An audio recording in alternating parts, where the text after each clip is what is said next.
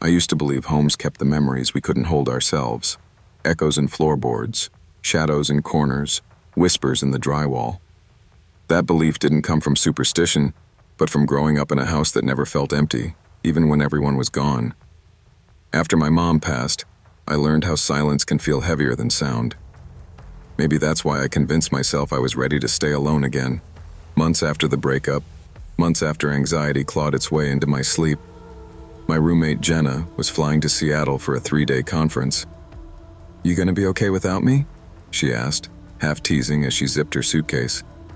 "I'll be fine," I told her, giving Jasper's head a pat. "He'll protect me if anything weird happens." Jasper, my aging golden retriever, wagged his tail, though slower than he used to. That first night was supposed to be simple. Frozen pizza, a dumb movie, a glass of boxed wine, nothing dramatic. But Jasper refused to settle. He stood stiff in the hallway, facing the front door with his fur raised. His growl was low, shaky, like he wasn't sure if he wanted to warn or run. "Buddy, what do you see?" I whispered. At 2 a.m., the knocking started. Not knuckles. Something dull, rhythmic, like a pebble tapped gently against wood. 3 taps, a pause, then 3 more. I peeked through the peephole, hard hammering. No one.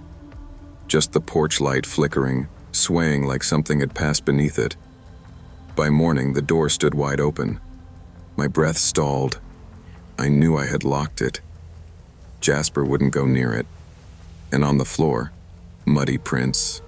Too small for a person, too large for an animal. And I knew something was wrong.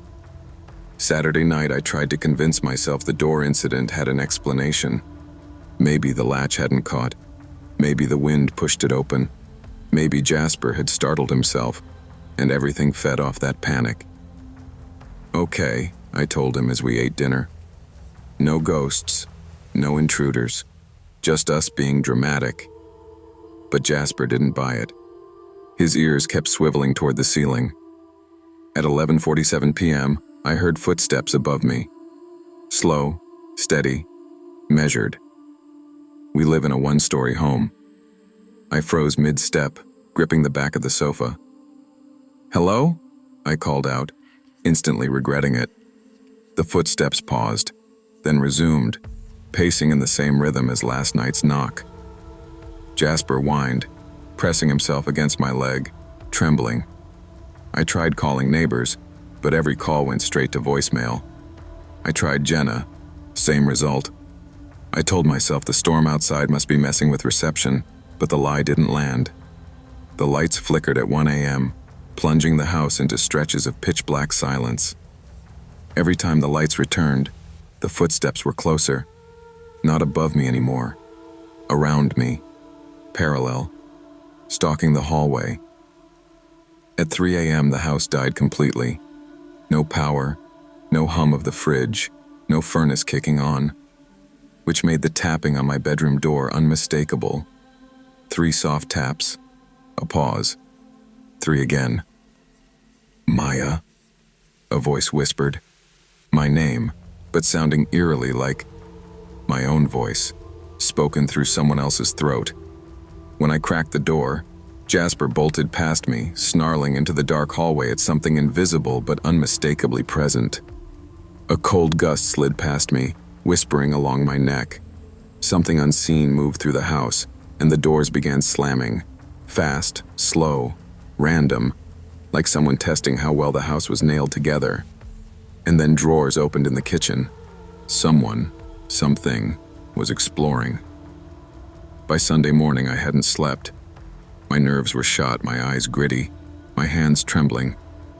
Jasper wouldn't leave my side, not even to drink water unless I walked with him. I checked the front door again just to prove I still lived in a world with rules. It was cracked open, just an inch. I had locked it. I was certain. I shut it, engaged the deadbolt, and placed a dining chair underneath the knob. "Try getting through that," I muttered, though I didn't believe the chair would stop anything. Jasper sniffed the threshold, then backed away, whining. Another muddy print had appeared. This one pointed inward. By afternoon, paranoia crept in like mold. I searched every inch of the house.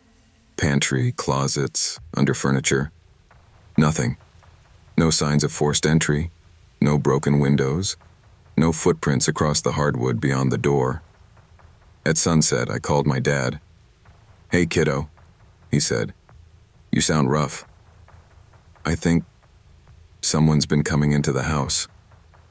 "You need me to call someone?" "I don't know," I admitted. "I don't know if it's someone or something." Dad paused. "Is Jasper acting strange?" "Very." "Well," he sighed, "dogs don't lie."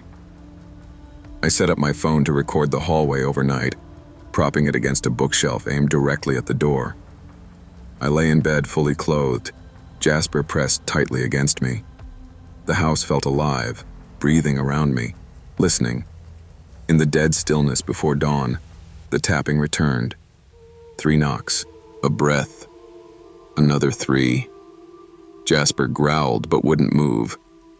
When I finally checked the recording, the footage made my blood run cold.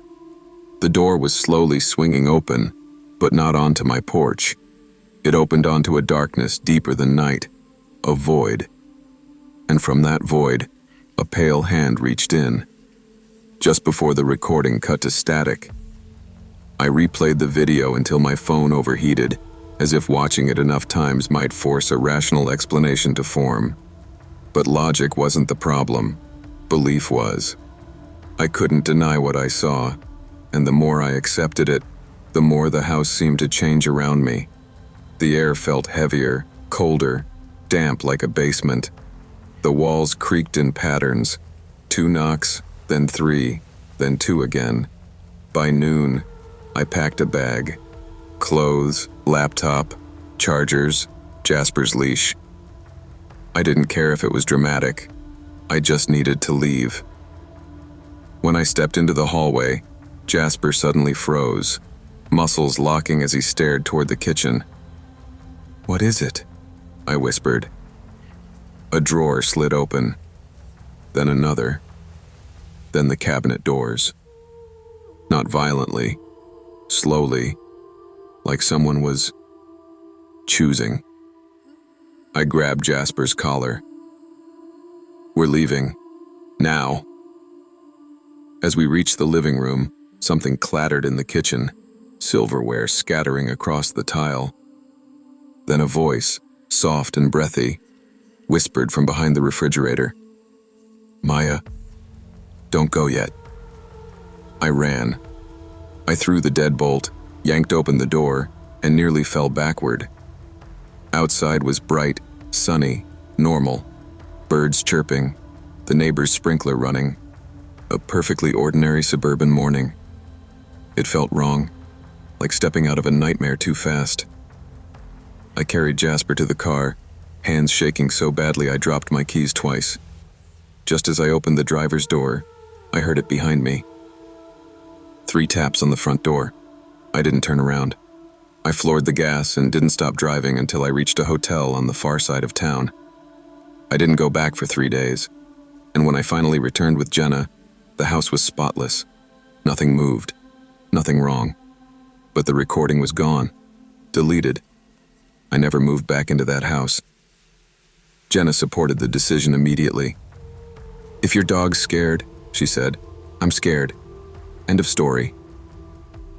We found a new apartment downtown, a top-floor unit with bright windows, thin walls, and neighbors close enough that silence never feels oppressive. But some things followed anyway. The first time I heard it in the new place, it was a Tuesday around midnight.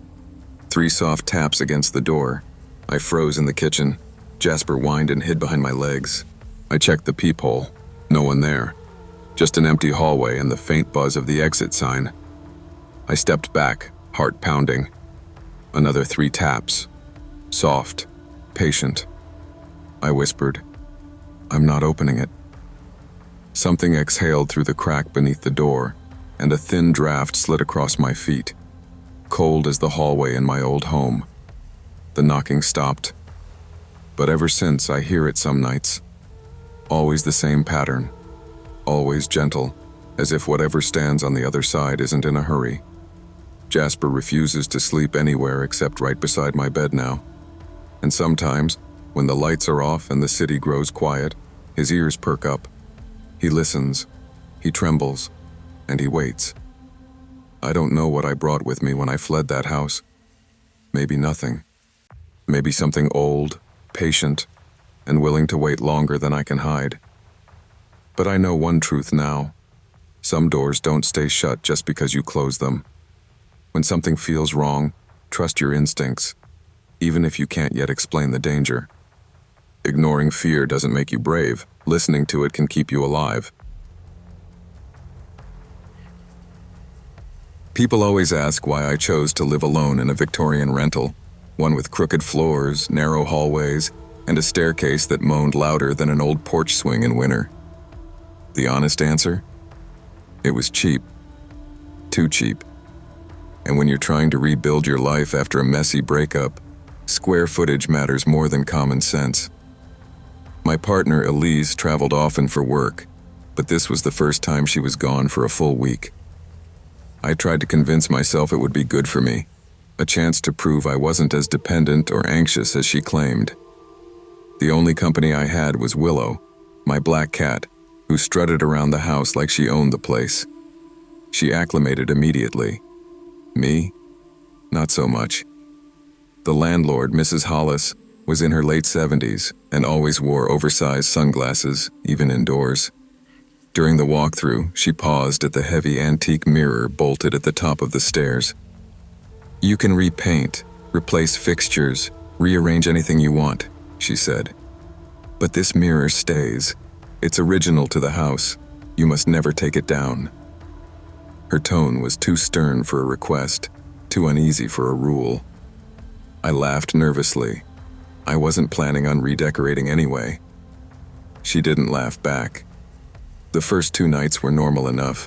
A few creaks, some cold spots, but it was an old house, and I wasn't about to let my imagination win. Then Willow began hissing at the mirror. Not at her reflection, at the mirror itself. Her back arched, tail puffed out, pupils blown wide. "Willow, knock it off," I muttered, scooping her up, but she wouldn't stop staring, and that's when the footsteps started. Slow, steady, coming up the stairs toward a floor that should have been empty. The footsteps were too heavy to ignore. They creaked up the staircase like someone weighing at least twice my size. When I flicked on the hallway light, no one was there, just the mirror, catching the glow and reflecting a distorted stretch of the railing. Willow slunk behind me, her fur bristling. She stared at the top step, growling low. "Seriously?" I whispered. "Don't do this to me tonight." I pressed my palm to the mirror. It felt colder than the air, wet almost. That's when I saw them. Fingerprints. Huge ones. Smudged across the glass like someone had pressed both hands flat against it, trying to see through. "I didn't touch this," I muttered. I wiped the prints away. Immediately the surface fogged up again. From inside, like someone was breathing behind the glass. That night I slept downstairs on the sofa, or tried to. Around 3 a.m., something moved above me. Slow, dragging steps. Willow paced for hours, tail twitching, ears pointed upstairs. Morning didn't bring relief.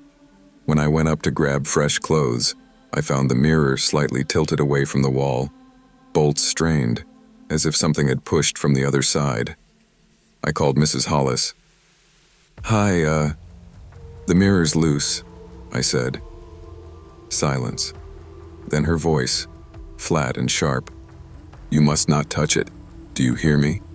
Do not try to take it down. Not for anything." "Okay, but..." "I won't come out there. Just leave it alone." She hung up. That evening, I found a new smudge on the mirror. Not a fingerprint. A streak. As if something inside had dragged a hand downward. Willow sat across from it all night, staring without blinking. I couldn't shake the feeling something was watching us back. By the 4th night, Willow refused to leave my side. When I carried her to bed, she perched at the foot, ears pinned forward, eyes fixed on the hallway like she was tracking something I couldn't see. At 4:13 a.m., a whisper threaded through the dark. Liam? My name. Drawn out. Quiet. Wrong. I snapped the lamp on. Willow leapt off the bed, clawing frantically at the bedroom door like she was trying to keep something out. A crash thundered from upstairs, so loud dust drifted from the ceiling. Jesus, I breathed, grabbing my phone. No service. Not a single bar. I opened the door. Willow shot down the hall ahead of me. The house wasn't freezing, but the air around me felt like it had been drained of every bit of warmth. The mirror was tilted even farther outward, at least an inch. The top bolt had torn halfway out of the plaster. What the hell? I whispered. Willow hissed at the gap between the mirror and the wall. I pressed my ear to the plaster. Tap, tap, tap, knuckles, inside the wall. I staggered back. Nope. No freaking way. I tried the landlord again. Straight to voicemail. I left a message anyway. Something's in the wall or behind the mirror. I don't know. But this isn't structural. It's... Please call me. An hour passed. No call. Willow meowed sharply, staring at the mirror with a desperate, confused sound I'd never heard from her. I grabbed my toolbox with shaking hands. I know you said not to touch it, I muttered, but you're not here. The tapping behind the mirror grew louder, faster, like something knew I was coming. And for the first time since moving in, I was sure I wasn't alone. By evening, Willow was gone. One moment she was weaving between my legs while I heated leftovers. The next, she bolted up the stairs like someone had called her name. I heard her yowl, a sharp, panicked cry, from behind the mirror. I dropped the plate. Willow! Her cries echoed again, muffled, desperate. I pressed my hand to the glass. Hold on, girl. I'm right here. It vibrated faintly beneath my palm.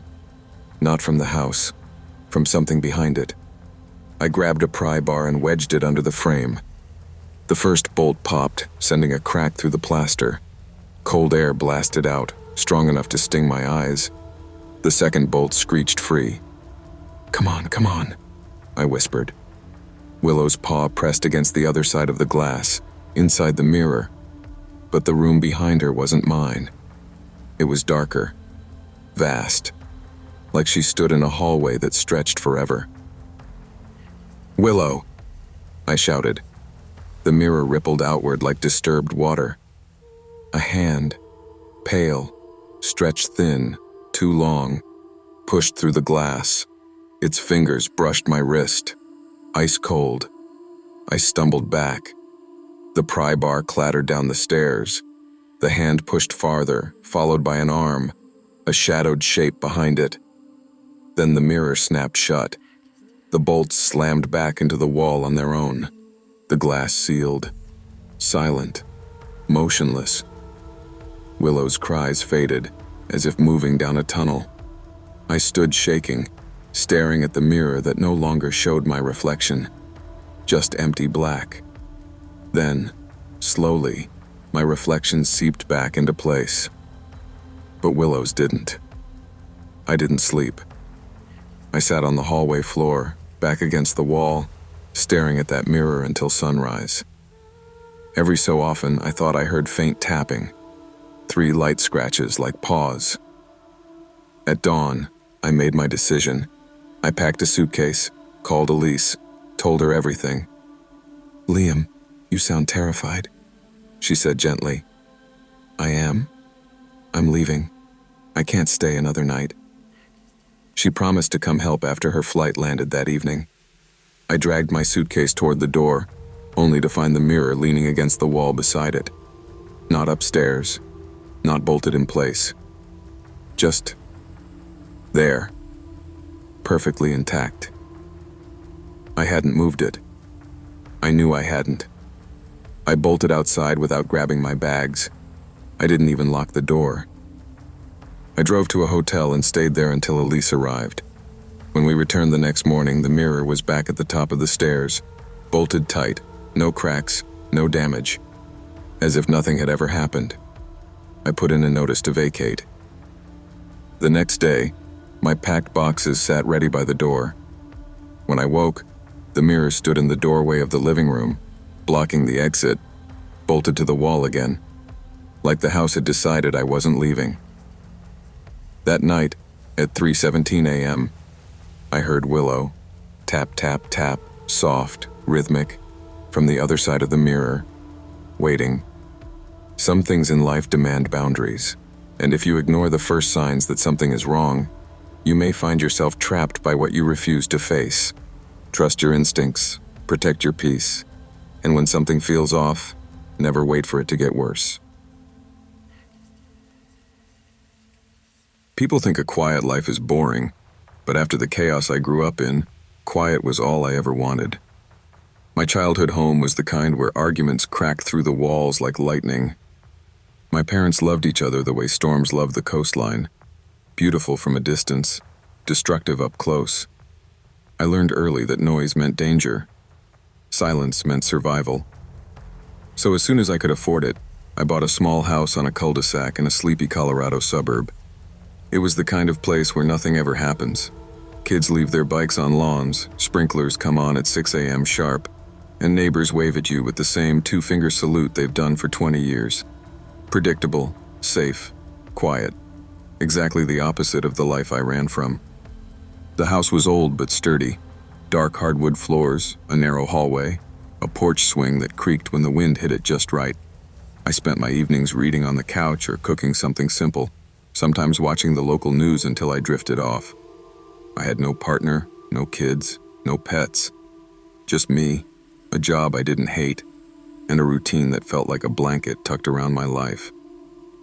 I installed a smart doorbell system mostly because my mom nagged me about single people and safety. It worked flawlessly for months. Crisp video, instant alerts, motion detection that could pick up a squirrel 10 feet away. Honestly, it felt excessive, but it made her sleep better, and it made me feel like I had a second pair of eyes. For a long time, nothing happened. No weird visitors, no missed packages, no reason for concern. And then, at 1:40 a.m. on a Thursday, my doorbell rang for the very first time, and my life's quietness shattered like glass. The first ring pierced my sleep, sharp and cheerful in a way that felt wrong for the hour. I rolled over, grabbed my phone, and checked the live feed. The porch lights were on, yellow and steady. The camera had recorded the moment the bell was pressed. My phone even replayed the click. But no one was standing there. No late-night delivery driver, no teenager pulling a prank, no shadow moving across the frame. Just the empty porch swing swaying gently like someone had brushed past it. I told myself it was a glitch. Tech fails sometimes. I muted the alert and crawled back into bed. 10 minutes later, it rang again. This time, something in me tightened. The camera again showed the bell depress, clear as day, but the frame was empty. I felt the kind of cold that doesn't come from winter air, the kind of cold that starts inside your bones. I got up, walked to the door, and pressed my eye against the peephole. Nothing, but the air felt thick, like someone had been standing there a moment before and stepped out of sight. I locked the door. Then I locked the deadbolt. Then I turned on every light in the house, like brightness alone could push away whatever was happening. At 2:03 a.m., the bell rang a third time, but my phone stayed silent. No alert. No recording. The camera showed nothing. The chime echoed inside the house only, like someone had cut the connection between the device and the outside world. My breath hitched. This wasn't just a malfunction. This was deliberate. The bell rang again. Faster, harder, like someone was leaning on it. Then the sound stretched, warping, the chime slowing into something long and distorted. A low, humming groan filled the house. And then, a whisper, soft, human. Let me in. My doorbell didn't support two-way audio. I bought the cheap version that only recorded video and sent alerts. There was no mic, no speaker, no way for anyone outside my home to talk through it. But the whisper came again, this time clearer. I don't want to stand outside anymore. I stood frozen in the hallway, feeling every hair on my arms rise. My phone lit up with a notification. Front door camera offline. Device disconnected. The bell chimed once more, one final haunting note, and then silence swallowed the house. I backed away until my shoulders hit the living room wall. I didn't move for almost a minute. My mind raced, flipping through explanations that didn't exist. Maybe someone hacked the system. Maybe the wiring was damaged. Maybe I was overtired hearing things. I forced myself to speak, my voice cracking out loud. "Who's there?" For a moment, nothing. Then a whisper came again, but not from the porch. From the living room speaker behind me. "I know you can hear me." I spun so fast I almost fell. The speaker was dark, no power light, no Bluetooth connection. I unplugged it, threw the cord across the room, and shoved the speaker under a blanket like it was an animal I needed to trap.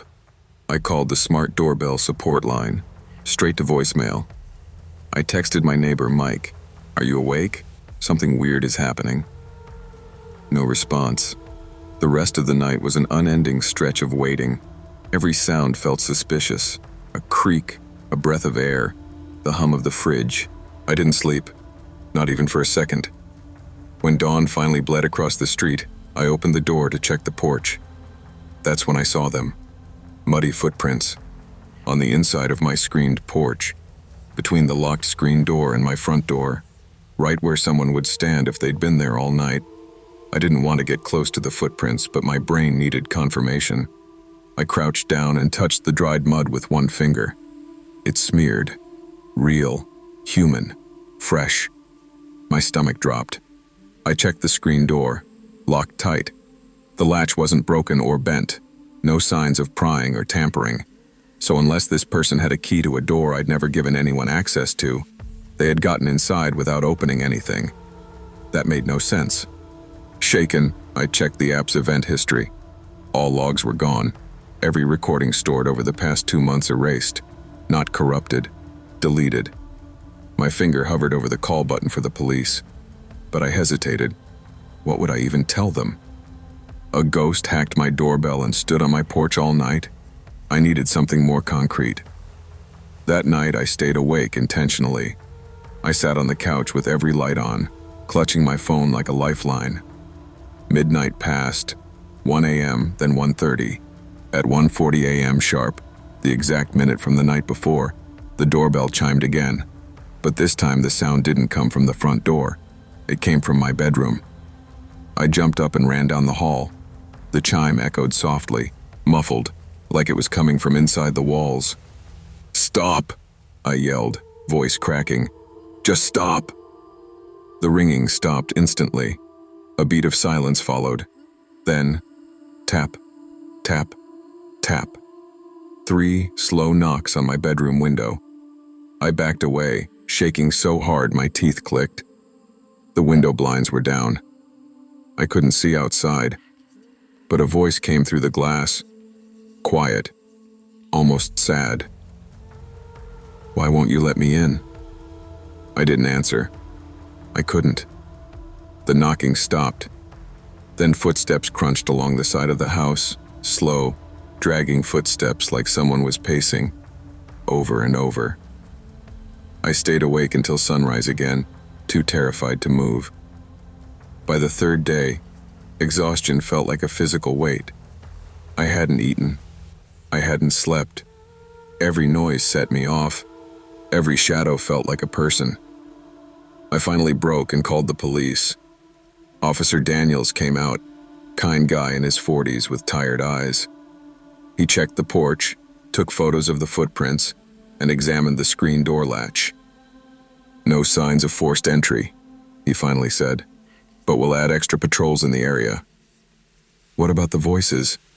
I asked quietly. He paused, his expression tightening. We can't investigate a malfunctioning speaker, but keep your doors locked, okay? He didn't believe me. Not fully. That night I begged a friend, Evan, to stay over. We set up 2 chairs facing the front door. He joked at first, but when the clock hit 1:40 a.m., he went completely silent. We waited.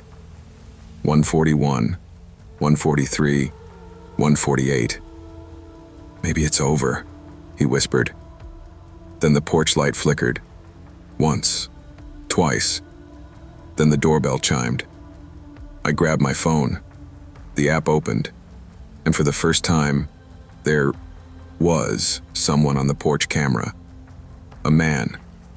Tall, face obscured, head tilted in a strange, unnatural angle.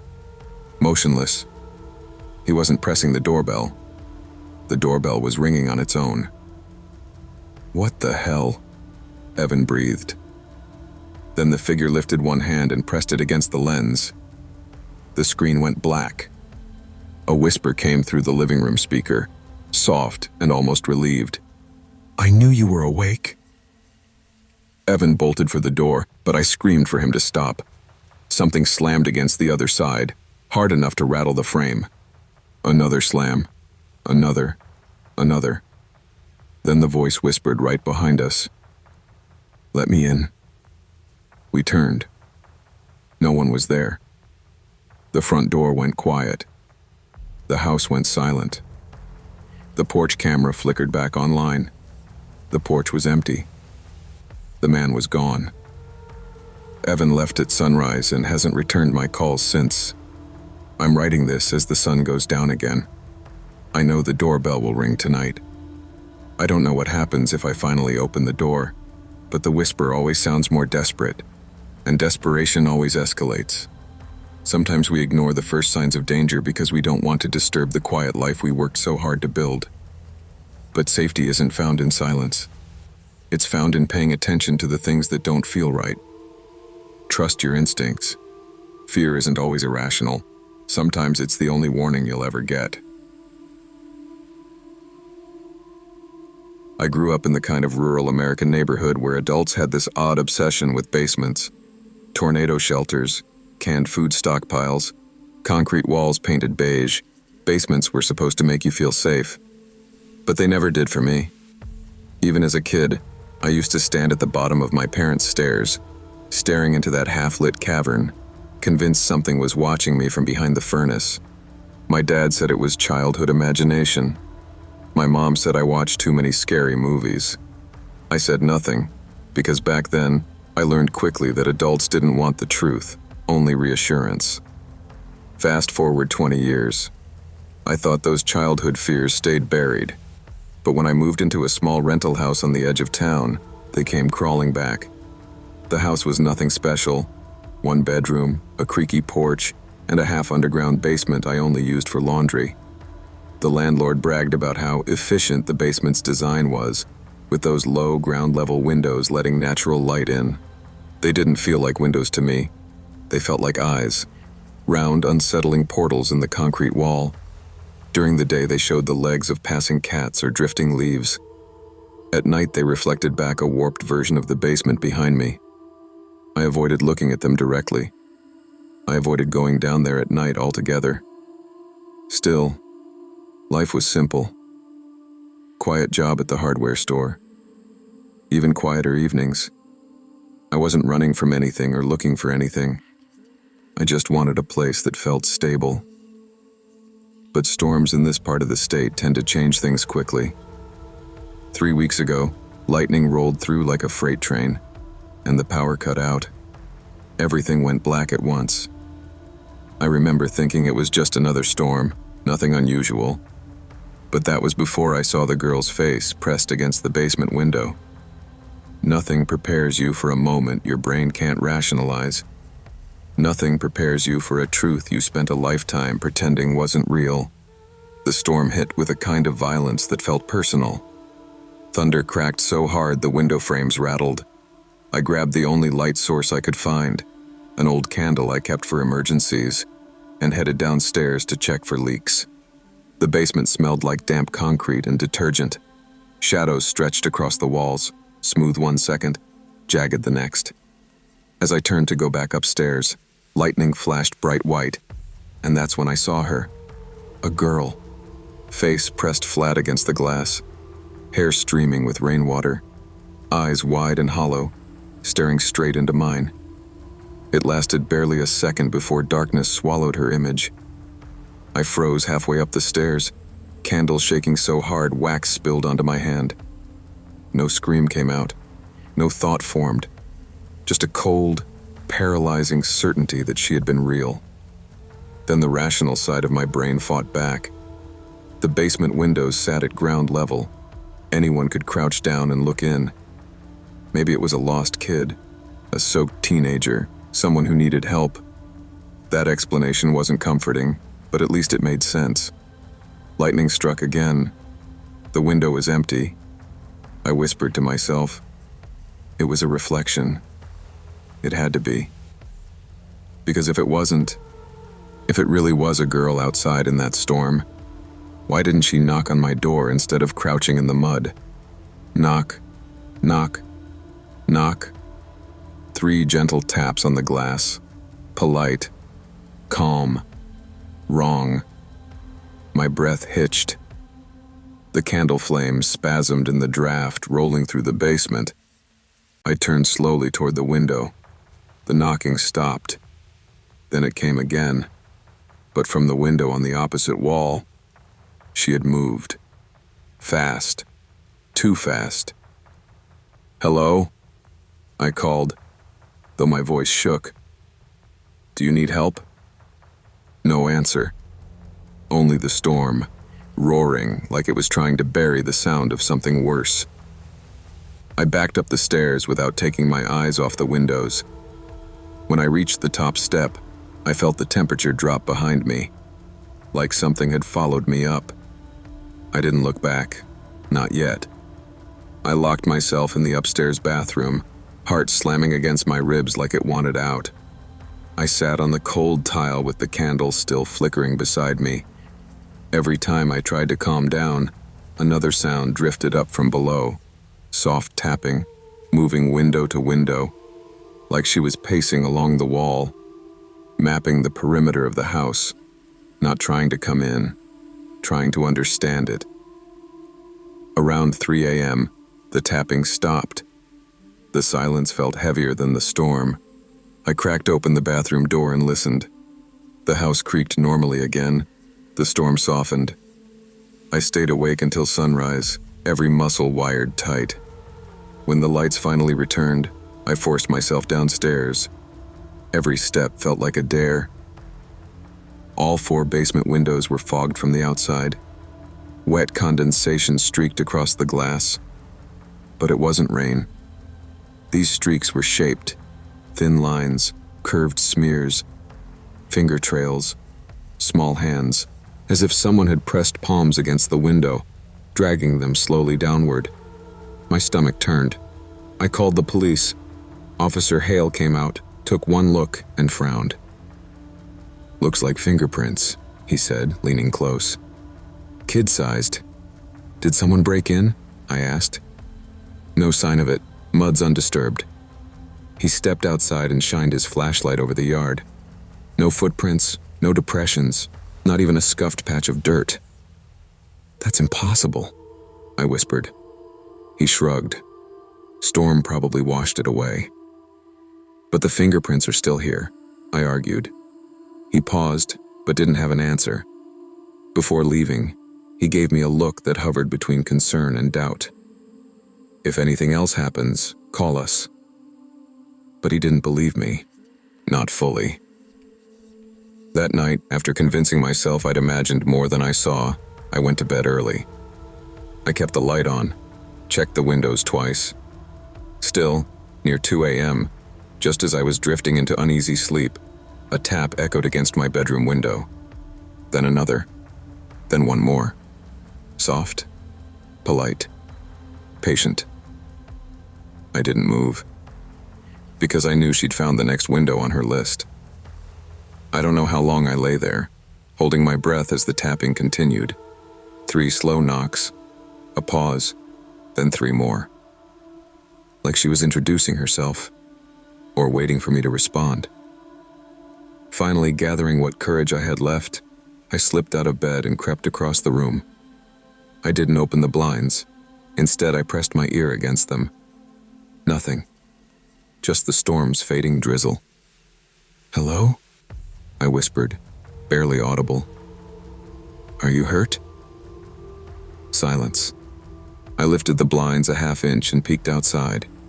Nothing but the empty yard.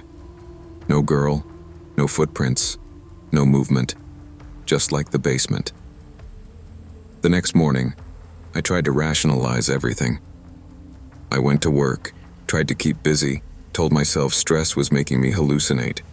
People don't just appear at windows with no tracks. But when I got home, I noticed something new.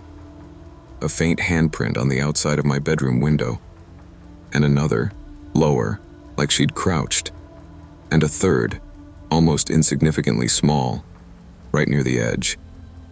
3 sizes, 3 shapes, all aligned, like a family, or something that didn't keep the same form twice. I scrubbed the glass until my arms ached, but the prints wouldn't fully come off. It was like the moisture had seeped into the pane itself. That night, I went to bed early again, trying to ignore the tension stretching across my chest. Around 1:15 a.m., I heard movement. Not outside, inside. Soft footsteps at the bottom of the stairs. Slow, deliberate. My heart stopped. I grabbed my phone, dialed 911, but the line didn't ring. No call connected. My service was full, but nothing went through. A whisper drifted up the stairwell, faint and careful. "Are you awake?" Not a girl's voice. A woman's. Low, steady, too calm. The bedroom light flickered once. Then the tapping started again. Not on the window, on the bedroom door. I braced my back against the wall, phone clutched, breath sharp and uneven. The tapping on the door was slow at first, gentle, almost rhythmic. Then it shifted. The knocks moved up the doorframe, like fingers tracing along it, feeling the grain of the wood. I whispered through the crack in my voice, "Who are you? What do you want?" The tapping stopped. Then, through the door, a soft sigh. "I don't know this place." I froze. The voice wasn't angry.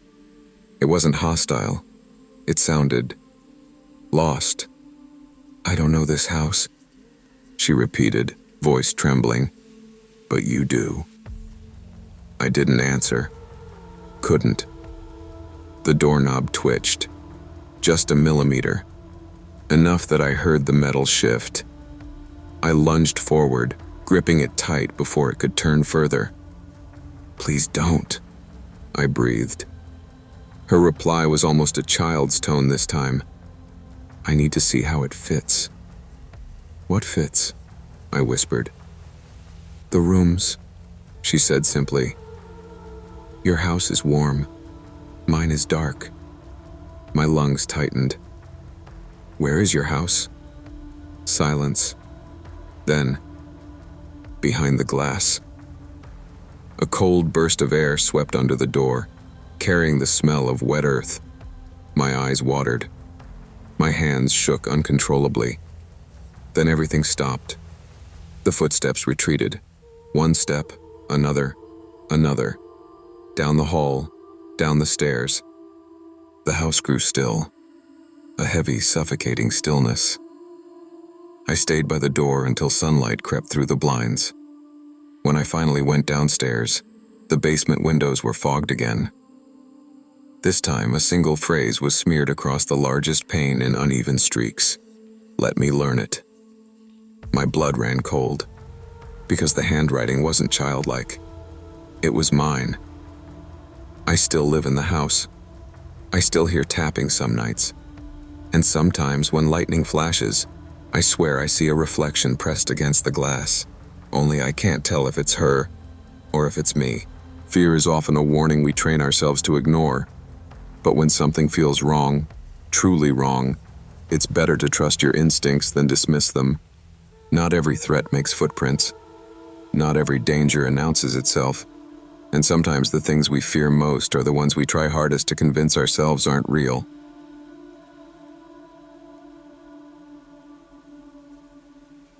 I used to think my life was finally calming down. After years of juggling a full-time job, night classes, and 3 roommates who treated quiet hours like a cute suggestion rather than a house rule, I convinced myself I deserved a peaceful weekend. So when my roommates, Brooke, Alana, and Christy, planned a girls' trip to the mountains, I practically shoved their suitcases into the car for them. The moment they pulled out of the driveway, I locked the door, kicked off my shoes, and breathed in that rarest of suburban luxuries. Silence. Real silence. Not muffled chatter through the walls or someone blasting music while cooking eggs at midnight. Just calm. I spent that Friday doing everything I never got to do without noise crashing through the house, long shower, good movies, cleaning the kitchen without it immediately being destroyed again. I even cooked pasta just for myself and actually sat down to eat it while it was still warm. By 11:30 p.m., I curled into bed with the window cracked open.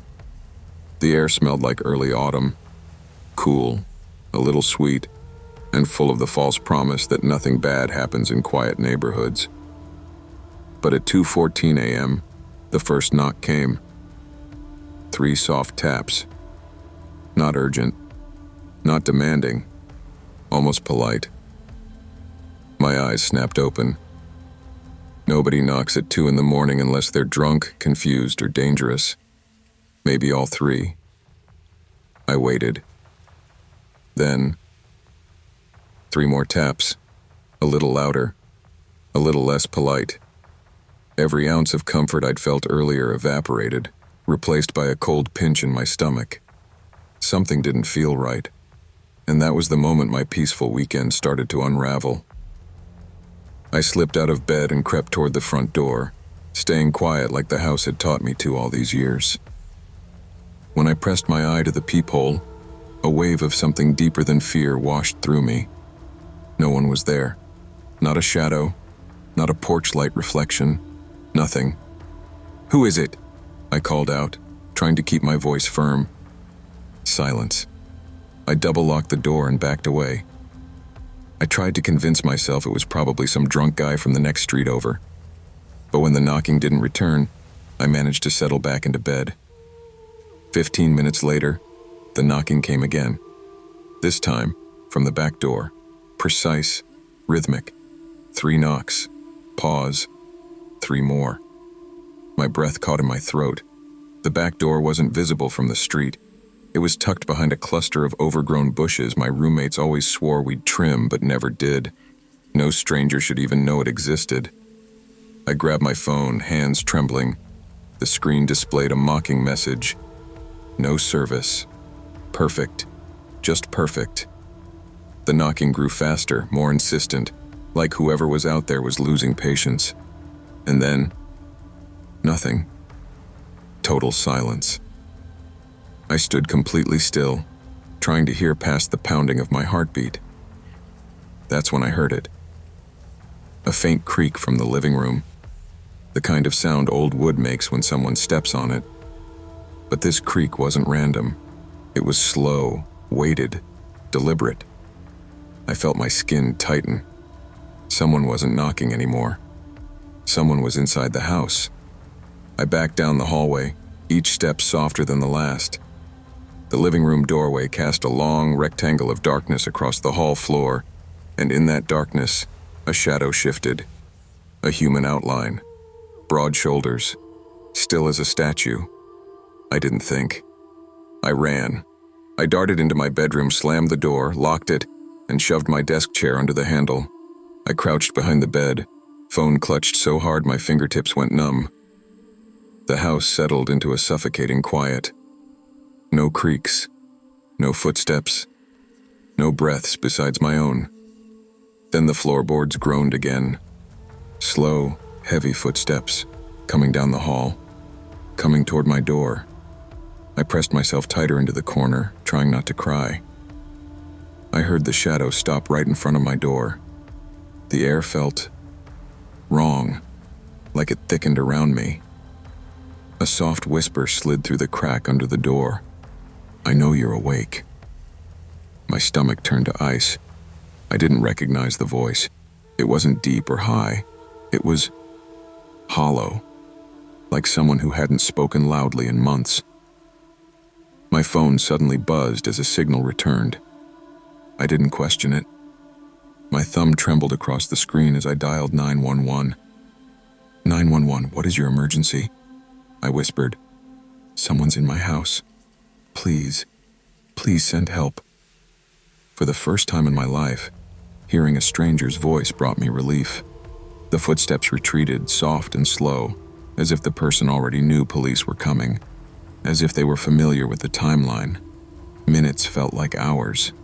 Then, sirens, lights, pounding on the front door. But when police entered the house, guns drawn, they found nothing. Absolutely nothing. No intruder, no forced entry, no open window, nothing to explain the whisper that chilled my bones.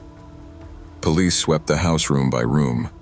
I followed close behind, shaking but refusing to be alone.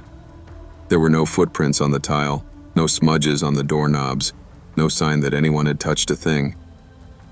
"You sure you heard someone?" one officer asked, and I hated the suspicion in his voice. "I didn't imagine the whisper," I said, "and I didn't imagine the knocking." The younger officer clicked on his flashlight. "Let's check the attic, just to be thorough." Attic? Our house technically had one, but none of us ever used it. The hatch was in the hallway ceiling, paint-chipped, stubborn, and sealed with a latch I'd always assumed was rusted shut. Except, the latch wasn't shut. It was slightly open. "Did any of you use this recently?" the officer asked. "No," I said. "We didn't even own a ladder." He pulled the string. The hatch groaned open, blowing down a gust of stale, dusty air. As his flashlight beam swept across the insulation, something caught the light. A blanket, a crumpled grocery bag, a stack of empty food wrappers, a small, hollowed-out space, carved deliberately, lived in, recently. "Oh my God," I whispered. The younger officer knelt and picked up one of the wrappers. "This hasn't been here long. Someone's been staying up here." The older officer sighed, shoulders tightening. "He probably came down through the attic hatch, moved around the house, and went back up when we arrived." I tried not to pass out. Someone had been inches above our heads, eating, sleeping, listening. Someone who knew the house better than we did. Someone patient enough to wait for the perfect moment. And that moment had been when I was alone. The police stayed until sunrise, searching the block. They never found the intruder. No fingerprints, no footprints, no signs of forced entry anywhere. Maybe he slipped out while I was calling 911. Maybe he'd been watching for sirens. Maybe he knew exactly how much time he had. My roommates got home the next morning to find me on the couch, wrapped in a blanket and surrounded by police tape. They listened in terrified silence as I told them everything. Brooke asked, "Did he take anything?" "No," I said. "He didn't want things. He wanted time." We moved out 2 weeks later. None of us argued. None of us suggested staying. The landlord claimed he'd never heard of anything like that, but I could tell from his face he wasn't surprised. Sometimes I wake up at 2:14 a.m. without meaning to. Sometimes I think I hear steps on the ceiling. Sometimes I swear I hear that same whisper when the house settles at night. I know you're awake. I lock my windows now. I never ignore a knock, and I never assume quiet means safe.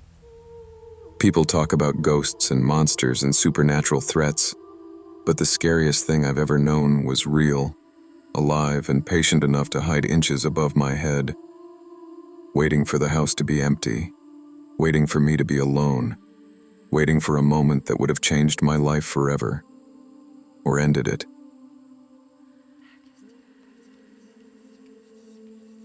I used to think living off campus would make everything easier. No more paper-thin dorm walls, no more midnight fire drills, no more shared bathrooms with half the humanities department. Just me, my roommate Jess, and a tiny house that leaned a little to the left and made noises like it remembered the 1950s too vividly. Jess and I split everything: rent, chores, even the weird little quirks of the place. The creaky hallway, the windows that rattled when the wind pushed too hard, the boiler that sounded like it sighed whenever it kicked on. None of it bothered us. Honestly, I kind of liked the character the house had. It felt lived in, like an old friend muttering to itself. So when Jess told me she was heading home for a weekend trip, something about her mom's birthday and a surprise dinner, I didn't think much of it. I practically shoved her suitcase into her back seat. "Go, have fun. I'll hold down the fort," I said, waving her off like I wasn't already planning a weekend of shameless relaxation. Saturday night was perfect. Microwave pizza, fuzzy socks, a dumb horror movie I'd seen 5 times. I stretched out on my bed, laptop open, the house humming quietly around me. Every once in a while a floorboard popped like it was settling, but that was normal. Around 1 a.m., I paused the movie to grab a drink. That's when I heard it. Shh, shh, shh. It sounded like someone dragging their sleeve along the hallway wall. Slow, long, measured. I froze, listening hard. Then it stopped. I shrugged it off, telling myself it was the furnace or the wind brushing through the old siding. Houses make sounds, especially old ones.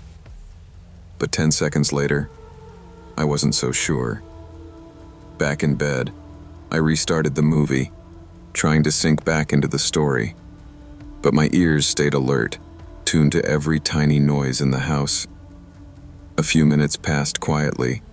I was starting to feel silly for being jumpy. Then I heard it. Not a shuffle, not a house groan, breathing. Soft, slow, too close. Right outside my bedroom door. The kind of breathing you hear when someone's leaning in, listening.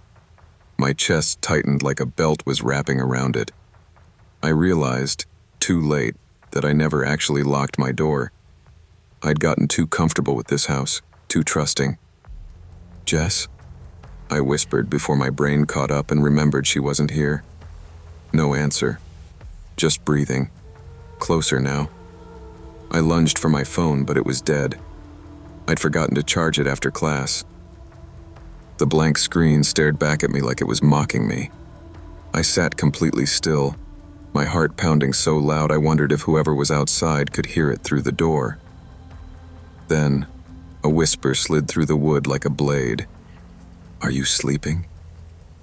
I slapped both hands over my mouth to stop the sound I didn't mean to make. My whole body shook. I moved slowly, so slowly, slipping off the bed and lowering myself onto the floor. Then I crawled across the room, keeping low, keeping quiet. I squeezed behind the dresser, the dust coating my hands and face. I tucked my knees to my chest, praying I'd disappear into the shadows. The doorknob turned, clicked, jiggled, and then the door inched open, just a sliver. I saw fingers curl around the edge of the doorframe, long, pale, purposeful. Someone was in my house. The door opened wider, slow enough to make every second feel like a scream that wouldn't come out. A tall, thin silhouette slipped inside, careful with each step. I couldn't see a face, only a shape, a human outline moving in the dark. They stood in the middle of my room for a long moment, breathing, listening. The air felt heavy around them, like they were deciding something. I pressed my back harder against the wall, trying to steady my own breath. Every tiny inhale felt too loud. The figure walked toward my bed. The mattress sank as they sat down, the springs groaning under their weight. They let out a long exhale, like they had been waiting for this exact moment. Waiting for me. I stayed frozen behind the dresser. Minutes passed, slow, agonizing minutes that stretched like hours. My legs cramped, my throat went dry, but I didn't move, didn't blink, didn't dare. From the bed, the figure whispered again, "I know you're here."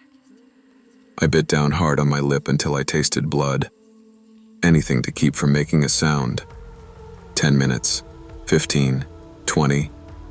Then, the mattress shifted. The figure stood up. Their steps moved toward the door. They paused at the threshold, as if listening for one last sign of life. And then they slipped out. The door clicked shut behind them. I didn't wait. The second the hallway quieted, I crawled out, grabbed the first shoes I saw, and ran to the window. The cold glass burned my hands as I shoved it open.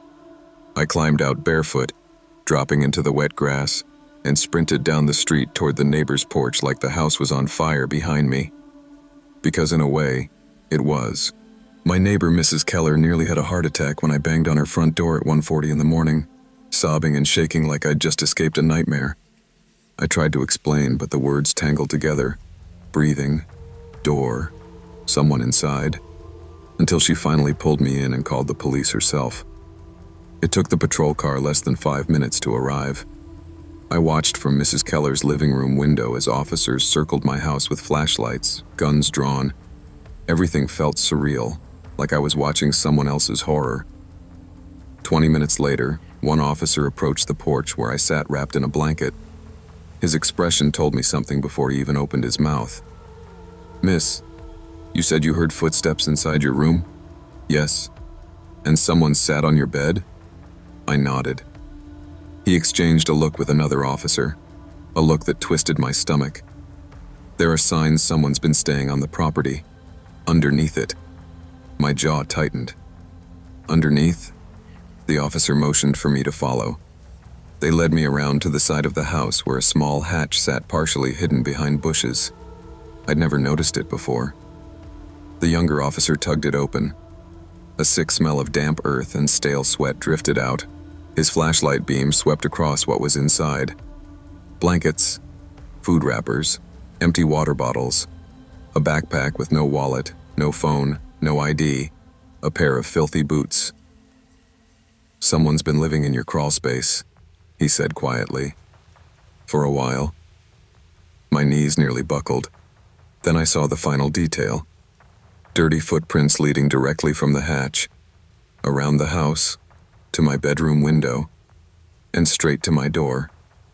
I spent the rest of that night on Mrs. Keller's couch, my hands shaking every time a car passed or a branch scraped the siding. The police stayed on the street until sunrise, but they never found the man. Somewhere between me fleeing the house and them arriving, he'd vanished. Jess drove back first thing in the morning. She hugged me so tight my ribs hurt, apologizing over and over like any of this was her fault. She went pale when the officers showed her photos of the crawl space. "We're not staying here another night," she said, and for once, I didn't argue. We moved out within 2 weeks. The landlord tried to insist the crawl space had always been locked, but even he avoided looking directly at me when I asked how long it had really been since he checked it. Even now, months later, the memory clings to me. When I close my eyes at night, I still hear the whisper, "Are you sleeping?" I still picture the fingers curling around my doorframe, the quiet silhouette on my bed, the 20 minutes of waiting in the dark, while a stranger breathed in my room like he owned the air. I double-check locks now. I keep my phone charged. And I never ignore unusual noises, not creaks, not whispers, not anything. Because sometimes it isn't the house making those sounds. Sometimes it's someone who's been living closer than you think, waiting for a moment when you're alone, tired, and vulnerable. Someone who knows you're awake, and is waiting for you to fall asleep. Trust your instincts, secure your home, and never assume strange sounds are harmless. Safety often depends on paying attention to the small warnings your mind tries to dismiss. Staying alert can be the difference between danger passing by and danger stepping into your room. Living out in rural Montana had always been a comfort to me. Quiet roads, endless pines, and more sky than a person knew what to do with. But winter had a way of reminding you who was really in charge. Our county could get buried under snow overnight, and the most you could do was dig yourself out and hope the power stayed on. That particular week, a blizzard rolled through like a freight train. By evening, the wind had carved drifts up to my knees and swallowed the fences whole. I spent hours clearing off my steps and digging my car out, my breath freezing in my scarf. My nearest neighbor, old Mr. Halden, lived nearly a mile away. Most nights this far out, it felt like I had the whole world to myself. By 9 p.m., I figured I'd done enough for one day. I stepped outside with a bucket of salt to keep the porch from turning into an ice rink. That's when I noticed them. Shovel tracks. Not mine. These were wider, deeper, dragging trenches through the snow from the tree line straight toward my porch. My boots couldn't make prints like that, and neither could the small aluminum shovel I used. I scanned the forest. My breath caught when something dark shifted behind a pine, tall enough to be a person. But before I could process what I saw, the shape slipped out of sight. A cold I couldn't blame on the wind crawled up my spine. I backed into the house, locked the doors, and tried to convince myself it was just wildlife, or fallen branches, or anything sensible. But deep down, I knew better. I tried distracting myself with a book, but every gust of wind rattling the siding made me jump. Out here, storms made sounds, moans, rattles, little scratches against the windows, but nothing prepared me for the noise I heard at 11 p.m. Scrur, scrape, scrur, metal on wood, slow, intentional. I turned off the TV and listened, my heart thumping. The sound came from outside. Someone was shoveling, but not clearing snow. It sounded more like dragging. I crept upstairs and peeked through the bedroom window. The world was white and dimly lit by the porch light, and for a second I saw nothing. Then he came into view, a tall figure in a coat, shoulders hunched, dragging a long shovel behind him in steady, unforgiving pulls. He carved a line across the yard straight toward my house. The wind whipped snow around him, but he moved slow, deliberate, like the storm didn't touch him at all. Then he stopped, lifted his head, looked directly up at my window. I ducked down so fast I scraped my elbow on the wall. My breathing turned shallow. I counted to 10 before peeking again, just enough to see he had moved. Closer, only a few yards left between him and the porch. I whispered to no one, "Please, just go." But he didn't. He climbed my steps, each footstep groaning, and paused right outside the door. Another scrape, metal against the wooden boards. Then, silence. I grabbed my phone and dialed the sheriff, but dispatch said the roads were ice slick and officers were delayed. So I sat there in the dark, waiting, praying the sound wouldn't come again. Minutes stretched like hours. I sat on the floor with my back to the bed, phone clutched in both hands, listening so hard I could hear the blood rushing in my ears. The house around me creaked from the cold, but nothing, no footsteps, no shoveling, no breathing, just silence thick enough to choke on. At some point, I forced myself to crawl toward the window again. I lifted the curtain an inch, terrified of what I'd see. At first, nothing but swirling snow. Then, there he was, standing on the porch, facing my door, shovel in hand, held upright like a walking cane. He didn't knock, he didn't speak, he didn't move a muscle, just stood there, still as a carving in the stormlight. I whispered, "What do you want?" Even though he couldn't hear me, my mind scrambled for explanations. A lost hunter, a stranded hiker, but none of them made sense. No normal person drags a shovel through someone's yard and stares at their door in the middle of the night. I tried calling the sheriff again, but it went straight to the same dispatcher. "Ma'am, stay inside. Keep your doors locked. Deputies are on their way." 30 minutes crept by, then 40. The storm eased into a slow drift, but the man didn't move. I kept staring until my eyes burned. Finally, I saw him shift one careful step backward, then another. He descended the porch steps without turning, shovel still upright. He stepped into the yard and disappeared behind the snow haze. I didn't sleep after that. I couldn't. I waited for dawn, clutching the phone, terrified that if I blinked, he'd be back at the door. Red and blue lights flashed against the snow at dawn. 2 deputies stepped out, their boots sinking halfway into the drifts. I met them on the porch, my voice shaking as I tried to explain what happened, what I saw, what I heard. They didn't treat me like I was crazy. Not out here. Folks in rural counties learn fast that strange things can happen in the dark. "Show us the tracks," one said. I led them into the yard. The storm had softened some of the edges, but the shovel grooves were unmistakable, 2 deep, unbroken trenches leading from the forest straight to my house. They followed them with careful steps. "Ma'am," the deputy called. "Was this here before?" I stepped closer and saw what he meant. The trenches weren't just tracks.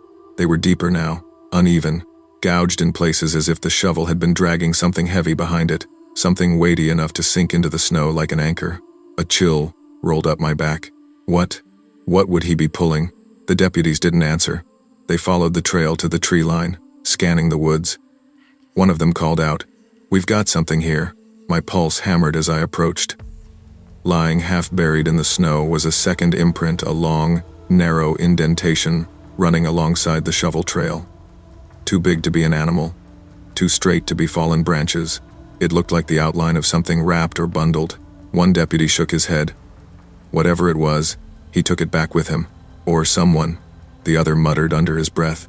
They marked the area and called for more help, but all I could do was stare at the forest, where the tracks vanished into white shadows. The deputies stayed for hours, combing the woods as far as their ATVs could handle. They found no footprints other than the single set, no signs of a camp or a vehicle, nothing that explained why a man would come out of the forest dragging a shovel toward my home in the middle of a blizzard. Just those long trenches in the snow, and that strange indentation. When the deputies finally finished their search, one approached me. "We'll keep patrols near this area for a few nights. Keep your doors locked, stay alert, and call if you hear anything." I nodded, but the reassurance didn't hold. Nothing about the situation made sense. That night, I sat in the living room with every light on. The storm had passed, leaving a quiet so sharp it felt wrong. I kept replaying the image of him standing on my porch, motionless, shovel held upright, like he was waiting for an invitation he didn't need. I didn't sleep. Every time the wind brushed the siding, I flinched. Every rustle outside felt like footsteps. By morning, the deputies returned for a final sweep. They found the shovel marks leading back into the forest, now even deeper, as if he'd dragged something heavier on the way out. But the man himself? He was gone. No one matched the description in missing persons or local arrest records. No footprints ever led away from the forest. I still live here, though I thought about leaving. Sometimes at night, when the snow falls quietly, I imagine hearing the scrape again, and I can't help thinking, whatever he brought with him that night, he never meant to leave alone. I never thought much about living alone on the far edge of town. People warned me it could feel isolated, but that was the part I liked, the quiet nights, the wide backyard, and the woods stretching behind the house like a soft, dark wall. I grew up in places where neighbors argued through paper-thin walls and sirens never stopped. Out here, all I heard was wind and the occasional owl. When I first moved in, I treated the house like a project. Fresh paint, new locks, security lights, and a motion-activated porch lamp that flicked on every time a stray cat strutted by. I joked about it with coworkers. If anyone wants to murder me, at least I'll get a light show first. They laughed, I laughed, and that was that. Most nights I fell asleep on the couch with the TV murmuring in the background. It felt cozy, safe. So when I drifted off during a late movie that night, nothing felt unusual. The glow of the screen blurred, my mind slipped toward dreams, and the world around me softened, until it didn't. At nearly 3 a.m., the porch light snapped on with a click so sharp it jerked me awake. I sat up slowly, rubbing my eyes. Probably a raccoon, I thought. They loved knocking over my flower pots. I reached for the remote to mute the TV. Then I heard it, a tap on the sliding glass door. Not random, not clumsy. A clean, deliberate tap like the tip of a fingernail. A cold, thin line ran down my spine. Something or someone was standing on my back porch. When the second tap came, I muted the TV without thinking. The whole house fell silent, and in that stillness I heard my own heartbeat thudding like footsteps inside my chest. I turned my head slowly toward the sliding door. The porch light cast a weak glow, barely reaching the edges of the glass. But in that faint light, I saw him, a tall figure, standing so close his breath fogged the pane, his forehead pressed against the glass, pale in a way that didn't look right. The rest of his face was swallowed by shadow, except for the suggestion of dark hollows, where eyes should have been. I froze. He didn't move. We stared at each other, or maybe he stared at me, and I stared at the space where his eyes should have been. I couldn't tell. Then he said my name. Soft. Quiet. Like he'd practiced it. I didn't breathe. I didn't blink. My name isn't common. It's not something a stranger would guess, and I hadn't told anyone I was home. My car wasn't in the driveway. The house looked empty. No lights on except the TV glow, yet he knew. His fingers touched the glass, sliding in slow arcs, leaving thin trails of fog like he was drawing something. I whispered, "Who are you?" But my voice didn't carry. Then he spoke again, calm, measured, like he was commenting on the weather. "I've been here before." The porch light suddenly clicked off, plunging the figure into darkness. I gasped and scrambled backward on the couch, listening for footsteps, for movement, anything, but nothing came. No footsteps, no gate, no sound at all. When I finally looked again, he was gone. The smart thing to do would have been to call someone, friends, police, anybody. But fear does something strange to your logic. It whispers, "Stay quiet. Stay still. Don't draw attention." So that's exactly what I did. I sat on the couch, clutching my phone, staring at the dark sliding door while the house hummed around me. Every now and then, the refrigerator clicked on, or the heater rumbled, and each time I flinched so hard my teeth rattled. I kept replaying his voice in my head, how soft it was, how sure. I've been here before. Had he? I tried to recall anything. Strange noises, missing items, weird shadows. But I couldn't tell if my memories were real, or if my brain was inventing them to make sense of the fear. Hours moved like cold syrup. The house felt too still, too aware. I swear I could feel the air shifting near the sliding door, like someone was standing on the other side, breathing against the glass. By 5 a.m., every light was on. I stood once, thinking I'd check outside, but panic shoved me back down. I stayed put. I waited. When the sky finally faded from black to gray, I forced myself to move. I unlocked the sliding door, slid it open an inch, and let the morning air wash over me. No footprints, no marks, no signs anyone had been there at all, except for one thing. A perfect oval of fog lingered on the outside of the glass, too high to be an animal, too clear to be imagination. A forehead. His forehead. I didn't go to work that morning. I didn't even shower.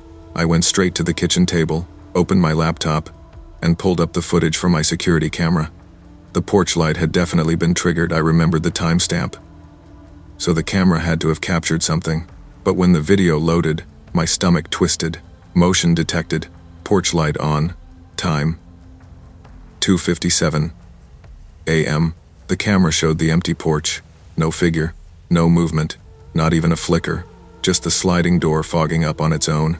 I replayed it 6 times. Same thing every time. Nothing there. Yet I saw him. I heard him. He said my name. I pulled up the audio feed. It was nothing but wind and static. No tapping. No voice. I tried convincing myself I'd fallen asleep and imagined it, but the fog print on the glass was still there. I wiped it with my sleeve, stepped back, and felt a shiver crawl through me. My phone buzzed, my friend Dana checking in. I almost told her everything but stopped myself. Because what would I even say? Hey, someone stood on my porch at 3 a.m., calling my name but somehow didn't show up on camera. She'd think I'd lost it. Around noon, I checked every lock in the house twice. I kept the curtains open, lights on. I walked through every room whispering, "He can't get in. He can't get in." But the truth was simple and heavy. He had gotten close enough to fog the glass, close enough to speak to me, close enough to know I was awake, and now I had no idea if he was gone. That night, I debated staying at a motel. But some stubborn part of me refused to let fear drive me out of my own home. I told myself it was a one-time incident. Maybe someone passing through, maybe a hallucination from being half asleep. I locked every door and window and left the living room lamp on. I tried not to look at the sliding door, but the memory of his silhouette kept pulling my eyes back. By midnight, exhaustion dragged at me. I curled up on the couch, telling myself I'd stay awake, but sleep crept in anyway. Sometime later, a click snapped me awake. The porch light. Again, my lungs froze. I didn't move. I waited for tapping, for whispering, for the soft shape of a face pressing to the glass. But nothing happened. I counted to 20, to 50, to 100. Still nothing. Finally, gripping my phone, I slid off the couch and approached the door. My legs trembled so hard the floor creaked beneath me. I reached out and touched the curtain. Before I pulled it back, a voice whispered through the glass. Asterisk, asterisk, you're awake again. Asterisk, asterisk. I stumbled backward, heart slamming against my ribs. When I finally worked up the courage to look, the porch light was still on. The snow was untouched. No footprints, no figure, no shadows. The light clicked off. Silence returned. He had spoken, but he hadn't been there. I haven't slept properly since, because he knew my name. He knew I was awake. And most terrifying of all, he didn't need to be seen to be there. Winter in northern Vermont was supposed to be quiet, peaceful, almost poetic. That was the idea I clung to when I bought my little 2-story house on the edge of town. It had creaky floors, drafty windows, and the kind of charm only someone used to old houses could love. I liked that. I liked being alone. Most people drove out to stay with relatives during storms, but I stayed. I liked the isolation, the wind whipping through the trees, snow piling higher than my front porch, and the silence that followed. Last year, a blizzard hit hard. The roads iced over, and I was stranded for 3 nights. I made a routine of it. Shovel the driveway, keep the fire going, make tea, and watch the storm through fogged-up windows. The first night was peaceful, if exhausting. The second night, though, something changed. Around midnight, the power flickered. The hallway lights pulsed in time with my heartbeat, or at least, that's how it felt. I paused the TV and listened to the usual creaks, groans, and whines of an old house. Then I heard it, a voice. Faint, distorted, almost buried in static. It came from the attic above my bedroom. At first, I thought it was the storm, maybe whined through the shingles or an animal trapped somewhere. But it didn't fit. The sound rose and fell like someone speaking to another person, pausing, waiting for a reply. I froze. My stomach turned. No one had keys to my house. The attic had no vents, no pipes, no insulation that could carry sound from outside. And yet, someone or something was there. I tried to rationalize it. It's probably the wind, I whispered to myself, but my voice sounded small, thin, and wrong. I kept listening. The voice repeated, almost in rhythm with my racing heartbeat. I couldn't understand the words, but the tone was unmistakable. Someone was speaking, waiting for me to answer. I grabbed the flashlight from the hall closet, my hands trembling. Slowly, I pulled down the attic ladder, just far enough to peek inside. My apartment-sized attic had no flooring, just the bare beams and rafters. I shone the light in, and froze. Nothing. Dead silent. No static. No murmuring. Just darkness. My heart thudded so hard I thought it might burst. I was about to push the ladder back up when something changed. It wasn't sound or movement, it was the air. A sudden wave of freezing cold rolled down from the opening. A cold so sharp it burned through my sweater and made my breath fog up instantly. My fingers tightened on the ladder. I backed up, expecting the cold to stop, but it didn't. It poured out like the attic itself was exhaling. Then the voice returned, closer this time, so close I could almost feel it brushing against my face. Clear, calm, controlled. Why did you open it? The ladder slammed shut on its own. Metal rattled in the latch, locking it into place. Hallway lights blinked out. My chest felt like it was being pressed by ice. I stumbled backward, heart hammering. I knew one thing for sure. I was not safe in that house anymore. I didn't sleep in my bed that night. I didn't even try. Instead, I bundled up in my coat, grabbed blankets, and climbed into my car with the engine running. Heat blasted the interior, but it did little to calm me. Every flicker of the dashboard lights made me flinch. Every whisper of wind on the roof sounded like footsteps. I kept the doors locked and stared at the house from the driver's seat. The windows reflected back an empty house, yet I couldn't shake the feeling someone was watching. That voice haunted me, soft, almost casual, yet undeniably real. Asterisk. Why did you open it? Asterisk. I tried calling a friend, but the storm had knocked down cell service. I couldn't reach anyone. All I could do was wait for daylight, listening to the house creak and settle around me. I imagined the attic opening, imagined the cold rolling out again. Every time the wind gusted, I held my breath, sure it was coming for me. Morning couldn't come fast enough. When the sun finally peeked over the snowdrifts, I forced myself out of the car and slowly approached the house, my flashlight in one hand, I dared to reach for the attic ladder. There, in the dust, was a handprint. Not mine, not human-sized. My stomach sank. I pressed my palm against it, half expecting it to burn. The dust was dry, undisturbed by snow or wind. Someone, or something, had been in my attic while I slept, and now the space was warm, uncomfortably warm, like it had been inhabited recently. I backed away slowly, heart hammering, and made a decision. I would not go near that ladder again. The next few days were a haze of fear and denial.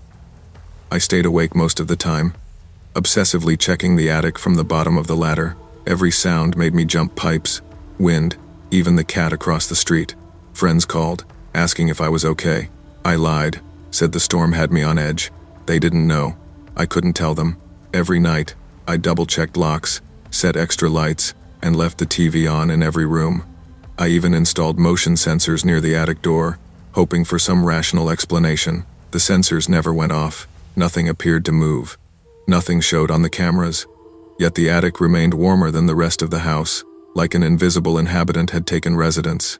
I tried talking myself into logic. Maybe a raccoon? No, too warm, too deliberate. Maybe a trick of the mind from isolation? The voice was too real, too human, too threatening. I stopped sleeping. Coffee and adrenaline became my lifelines. By the fourth day, I realized I couldn't live like this. I considered leaving town, but obligations kept me tied to the house. I had to endure, but I refused to open the attic again. Each creak, each groan, each flicker of power reminded me that whatever had been in that attic knew I was watching, and that knowledge alone was dangerous enough. Weeks passed, snow melted, roads cleared, and I returned to some semblance of normalcy. I never opened the attic ladder again. I never tried to confront whatever had been up there. My house felt different now, warmer, quieter, and heavier, like it carried a secret I wasn't meant to see. I left the motion sensor active and cameras running, but they showed nothing. The handprint in the dust faded over time, but the memory never did. Sometimes, on still nights, I swear I hear faint murmurs from above. My skin prickles, my stomach knots, and I retreat to the couch, lights blazing. Some places, some spaces, have rules we cannot understand. Some warnings are real, even if we don't see the source. And sometimes, survival isn't about courage, it's about knowing when to stop. I've learned to respect the unknown. I've learned that not all doors are meant to be opened. Some secrets belong to the dark. Not all curiosities are harmless. Sometimes, the act of opening a door or a mind can invite dangers beyond understanding. Respect boundaries, trust instinct, and know when to step back. Survival is often rooted in caution, not bravery. I never expected a farmhouse in the middle of nowhere to feel so alive. When I bought the property, the realtor described it as quaint, full of character. I was 28, single, and craving distance from the city's noise. I thought the creaks, drafts, and peeling paint were charming. Wedge, my shepherd mix, seemed to approve, sniffing every corner as though marking his territory. The first week was peaceful. I unpacked boxes, cleaned cobwebs, and reveled in quiet nights. Then, on the third evening, I noticed it, a faint scratching, like wood shifting under pressure, from the walls. I shook my head. Old houses creak, I told myself. Wedge, however, seemed less convinced. Every time we walked down the hallway, he froze at the crawlspace hatch, growling low. I dismissed it as paranoia until one morning I found the hatch slightly ajar. I never touched it. No one had keys except me. Later, I hired a maintenance worker to inspect it. Halfway through, he bolted, insisting something moved behind him, though no one else was present. Night by night, the noises became patterns. 3 deliberate knocks, long silences, soft tapping near my bedroom floorboards. I began waking with dirt under my nails, though I had no memory of leaving my bed. Wedge refused to sleep anywhere near the hatch, tail tucked, growling at nothing I could see. Something was inside the walls, and I was beginning to think it was waiting for me. Curiosity became obsession. I combed through town records and visited the local library, hoping for some explanation. A neighbor finally told me the house had belonged to a reclusive man named Harold Kessler, who vanished decades ago. He had obsessively recorded voices he claimed lived between the walls. People thought he'd lost his mind. That night, I lay in bed, listening. The usual creaks and taps were there, but beneath them, I thought I heard something else, my own voice.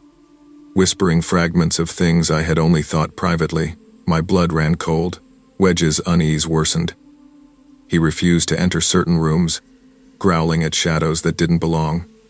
I tried to explain to myself that fear was contagious, that perhaps I was imagining things, but when I shined a flashlight at the walls, faint shadows seemed to move along the floor, away from the light. The taps became more insistent. 3 knocks, then pauses, then a series of raps that seemed to mark steps toward my bedroom. I started leaving my doors open, just in case something needed to leave on its own. One night, I awoke to a scraping sound beneath my bed. Dirt under my nails again. Wedge whimpered, pacing, ears back. Something was not only living between the walls, it was interacting with me, anticipating me. I realized the house wasn't empty. It was inhabited. It was late October when it happened. I had grown used to the nightly disturbances, though I never relaxed.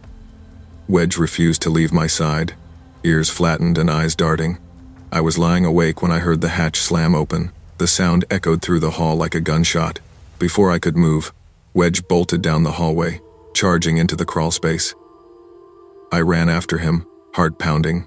Inside, the air was cold and heavy, and I heard frantic scratching, claws against dirt, followed by a bark that was unmistakably Wedge's, but louder, distorted, almost wrong. Then silence. I shone my flashlight across the dirt floor. Wedge's collar lay there, still warm, but he was gone. The earth was disturbed. Footprints stretched across the floor, bare, elongated, toes too long to be human. My stomach turned. A whisper came from behind my ear, my voice, calm, clear. "You shouldn't have followed." I stumbled out, breathing hard, heart hammering. The hatch closed behind me, leaving the floor silent, untouched. I couldn't comprehend it. Wedge was gone, and something had taken him or claimed him. I stayed awake the rest of the night, refusing to go near the crawlspace again. The walls creaked, the floorboards tapped, and a faint whine echoed from the hall like my dog calling me. Something had learned to mimic. The next morning, I called the police. Officers arrived, flashlights and cameras in hand. We opened the crawlspace. It was spotless dust, undisturbed, the floor empty, no footprints, no collar, nothing. Wedge was gone, and nothing in the dirt indicated he'd ever been there. The officers shook their heads. "It's an old house," one said. "Animals, settling, the wind," but I knew better. The house had played tricks on me, or worse, had a life of its own. That night, I barely slept. Every corner, every shadow, every floorboard felt alive. I left lights on, doors locked, but the crawlspace's presence was heavy, palpable. I began packing. I couldn't stay.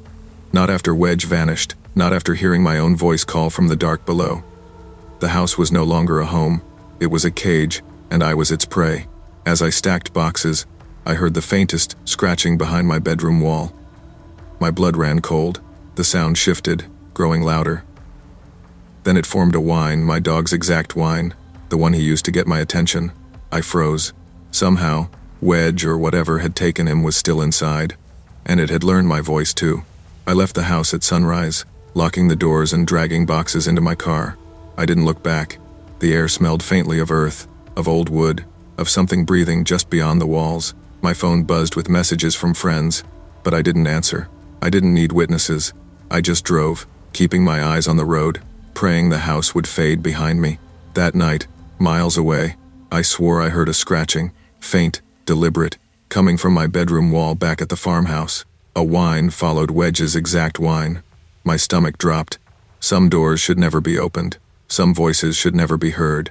And some presences, once invited even unknowingly, never truly leave. I've learned that curiosity can carry consequences far beyond imagination. The house remained standing at the edge of town, silent to the eye, but alive in ways I can't explain.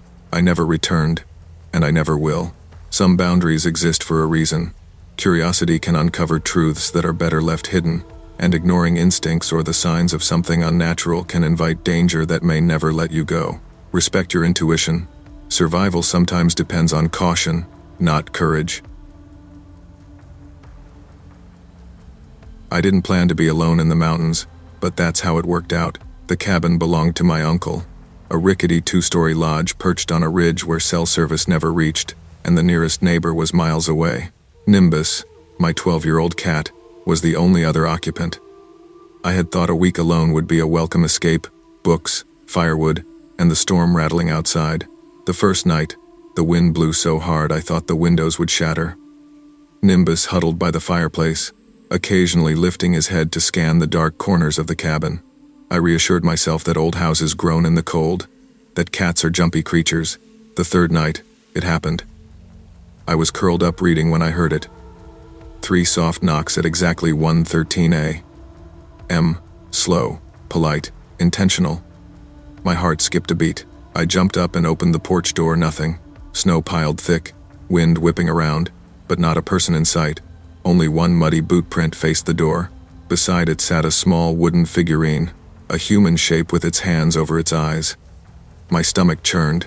I tossed it into the fire, watching it blacken and twist.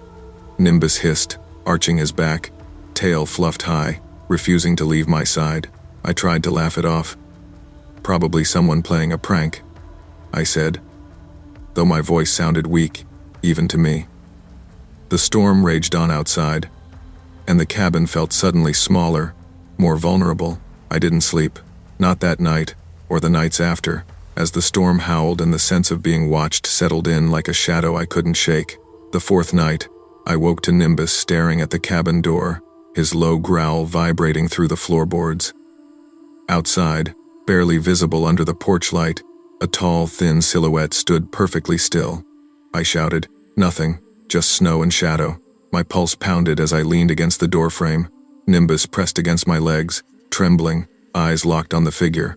By morning, snow revealed only one set of footprints circling the cabin in tight, endless loops.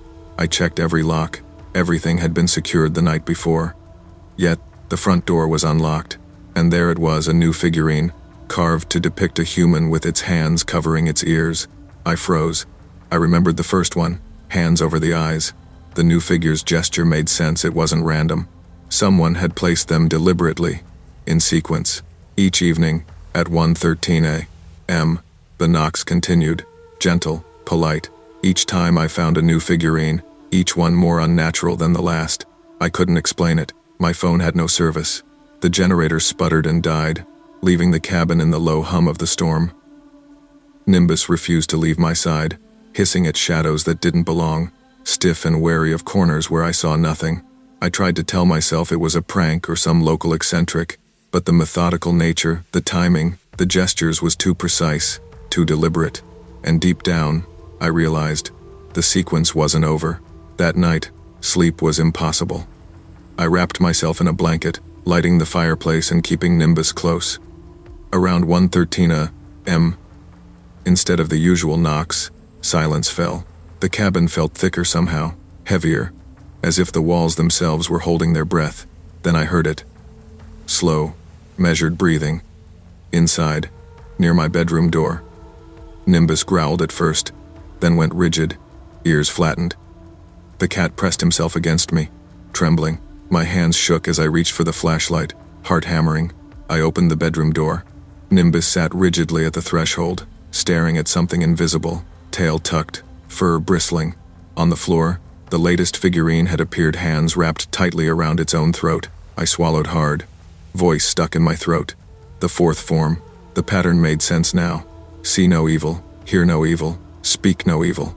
The last figure choking was a warning I hadn't understood. The snow outside hadn't been walked on by anyone at all that night, yet something had been inside the cabin, moving with purpose. I called out, my voice barely more than a whisper. Nothing answered. Only the crackle of the fire and the low, tense hum of Nimbus's growl. My stomach sank. Whoever or whatever had left the figurines had come inside. I felt the weight of unseen eyes, the air heavy with intent, and I realized that the carvings were not threats. They were instructions, warnings left by someone who had learned what lived in the storm, in the snow, in the spaces humans overlook. I couldn't leave. The snowstorm had trapped me, roads impassable. Every time I tried to rationalize, Nimbus reminded me otherwise, staring corners down, hissing at shadows that shifted with no source. The figurines continued to appear in impossible places. On the table, beside my chair, even on the mantel. Each one replicated a gesture: eyes, ears, mouth, throat, like someone had choreographed a warning dance. My anxiety grew. I began pacing, checking doors, peeking out windows. No footprints, no tracks outside besides the looping prints from earlier nights. Nothing. The air grew colder than the storm, a biting draft that didn't match the broken windows or the fire. I realized the fourth figurine, the strangled one, had appeared inside, placed beside Nimbus. My cat stared straight ahead, ears twitching, tail rigid, refusing to move. I felt a creeping sense of wrongness. It wasn't the intruder I feared, it was whatever rules this place had. My own rationality faltered. I whispered to Nimbus, "We need to survive until morning," but even I didn't know how. The storm outside howled, snow piling higher, and I understood in that instant. The cabin had its own intelligence. It observed, it punished, it taught.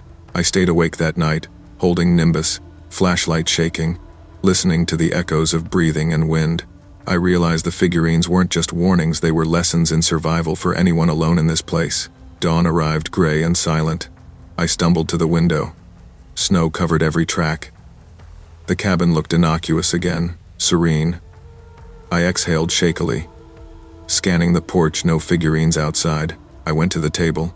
Another figurine sat there, hands covering its throat. Nimbus refused to approach. I understood. The figurines were warnings, left by someone who had survived the storm. Someone who knew the rules. Observe, respect, and never provoke what lives unseen. The intruder or whatever had placed them wasn't outside anymore. The lesson had been delivered. I packed quickly, carrying Nimbus, shivering in exhaustion. The cabin stood quiet behind me, snow piling higher with each hour. I glanced back once. Silence. Shadows seemed still, obedient, as if waiting for the next traveler who ignored the warnings. Curiosity can be fatal if you disregard what you do not understand. Some spaces carry knowledge we are not meant to grasp. Some warnings are meant to be obeyed. Even now, whenever I hear a knock at the wrong hour, I remember the sequence, the figurines, Nimbus's warning growl, and I never, ever, ignore it. Some warnings exist for a reason. Curiosity can expose truths too dangerous to comprehend, and survival often depends on heeding signals we cannot fully explain. Respect boundaries, trust instinct, and know that some knowledge is better left untouched.